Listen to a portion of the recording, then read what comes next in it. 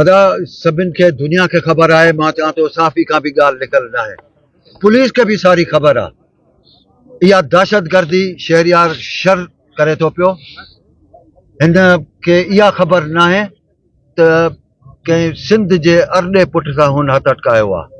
हिते जेके आहिनि क़ौमूं, जेके शरीफ़ आहिनि, जेके बि आहिनि, उहे मुंहिंजा हमदर्द बि आहिनि, मुंहिंजा दोस्त बि आहिनि। इंशाअल्लाह ताला इन जो जवाब जेको आहे असां कंहिं आम रवाजी माण्हू खे कोन ॾींदासीं, असां शहरियार शर खे ॾींदासीं। सुबुह जो मां पंहिंजी ज़मीन ते वियुसि पियो, हिते मिलियो आहे मूंखे, ॾिठो अथई, मोटी अची करे इहो सारो प्लानिंग कई अथई। जेको बि आहे उन्हनि असांखे कोई हमदर्द असांजा बि उन सां गॾु हूंदा आहिनि। उन्हनि ॿुधायो अथई फ़ोन करे, साज़िश करे थो पियो, माण्हू गॾु करे तव्हां ते हमलो कराईंदो।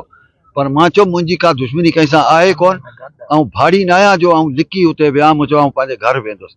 हिन जाइ ते पहुताऊं, चइनि तरफ़नि खां सवे माण्हू हुया जंहिं ते हमिलो थियो आहे मूं ते, ऐं वेठियो आहियां। संगत जेकी आहे हिते गॾु थिए पई, ॾिसूं था त पुलिस कहिड़ो एक्शन खणे।